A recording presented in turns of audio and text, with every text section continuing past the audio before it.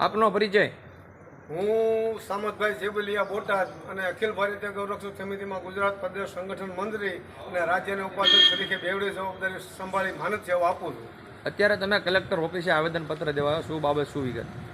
આજે અમે બોટાદના દરેક સંતો મહંતો હિન્દુ મુસ્લિમ સમાજના બધા આગેવાનો બોટાદમાં કલેક્ટર સાહેબને આવેદનપત્ર દેવા આવ્યા છે. એનું કારણ એમ છે કે આજે 7/5ના રોજ ભારતભરમાં દરેક ધર્મ પ્રેમી હિન્દુ સમાજ ગૌરક્ષકો બધા જિલ્લા અને તાલુકા લેવલે આવેદનપત્ર આપી અને ગાય માતાને રાષ્ટ્રીય માતાનો દરજ્જો અપાવવા માટે અને ગૌ માતાની હત્યા ન થાય તે બાબતના દરેક જિલ્લા અને તાલુકામાંથી આવેદનપત્ર આપી અને આ અમારી આવેદનપત્રની કોપી ચેટો વડાપ્રધાનશ્રી અને રાષ્ટ્રપતિશ્રીને મળે, જેથી તાત્કાલિક ગૌ હત્યા બંધ થાય અને ગાય માતાને રાષ્ટ્રીય માતાનો દરજ્જો મળે. सैयद मौलाना शौकत अली कासमी।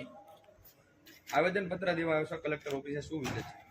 ये विगत ये है कि धार्मिक एतबार से हर एक की कदर ज़रूरी और हर एक को लेकर के चलना चाहिए।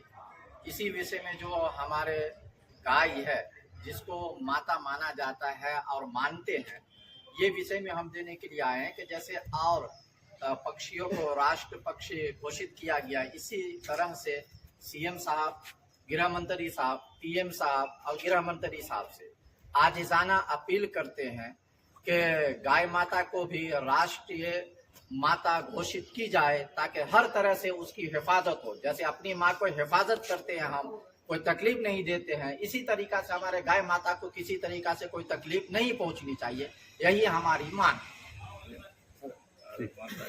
ભારત माता की જય. गौ माता की जय, जय। भारत माता की जय। जय, भारत माता की जय। जय। જ્યારે ગાય નહીં બચે તો જ્યારે માનું મૃત્યુ થશે ત્યારે એ ગાયનું દૂધ પી અને બાળક તમારા બચશે, નહીતર બચશે નહીં. તો ગાય બસાવો તો માય બસાવો, બે એક જ સરખું છે. તો ગાય બસાવો તો તમારા બાળકોને દૂધ પાય અને જીવતા રહેશે, નહીતર ગાય નહીં હોય તો દૂધ પીણા બાળકો જીવશે નહીં. માટે ગાય બચાવો. હાથ જોડી અમારી પ્રાર્થના છે કે ગાયને બચાવો, અમારી પ્રાર્થના છે. ઓમ નમો નારાયણ, જય ગૌ માતા.